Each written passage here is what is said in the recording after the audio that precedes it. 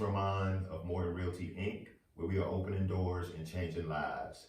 Today I will be discussing the due diligence fee for all North Carolina buyers and sellers.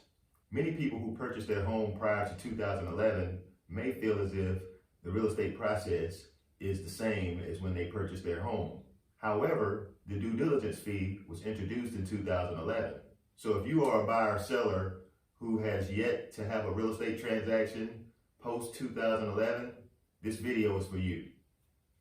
The due diligence fee was introduced because sellers felt as if buyers were making multiple offers on properties and then coming back and informing the seller last minute that they weren't going to purchase their property. During that time, the earnest money deposit was always given back to the buyer, leaving the seller sitting there wondering what just happened. Many sellers were upset and complained about this to the commission, which is one of the reasons why the due diligence fee was introduced. The due diligence fee are funds that are given to the seller in addition to the earnest money deposit to take the home off of the market and place it under contract. The due diligence period is exactly what it sounds like. It is the time for the buyer to do their due diligence on the seller's property.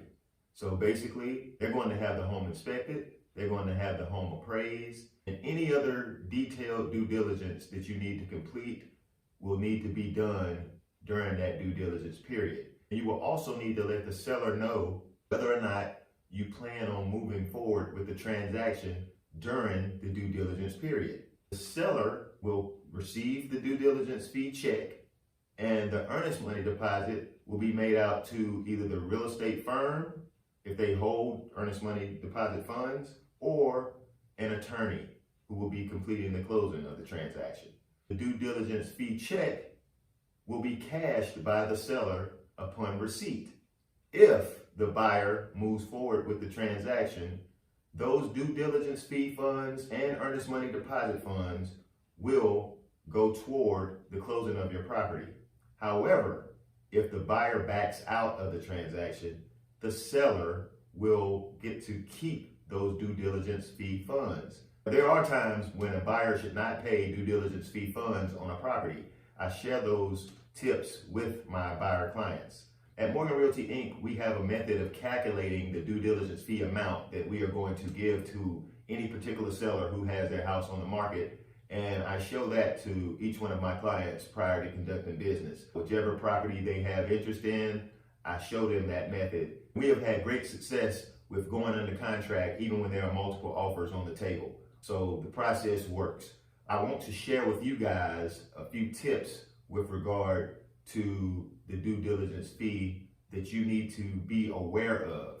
If you are a buyer working with a buyer agent, make sure that your buyer agent understands the due diligence process. I've had transactions where I was the listing agent and the buyer agent didn't understand the due diligence process, and their client actually wanted to back out of the transaction because their home that they were selling didn't close in the time frame that the transaction said, and when it was time for them to relay that information, it was beyond the due diligence period.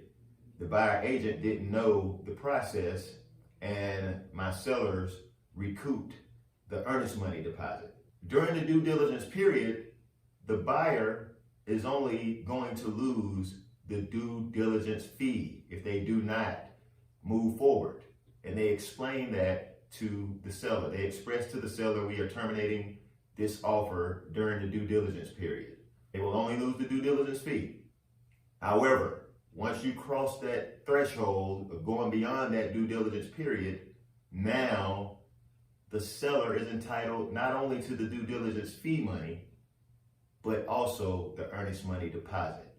So it is vital that your buyer agent understands this. I hope this video was informative. If you have any questions, we can be reached by email, phone, or text. To email us, visit our website at RamonMorgan.com. That's ReymonMorgan.com. and click on the contact tab. We look forward to working with you.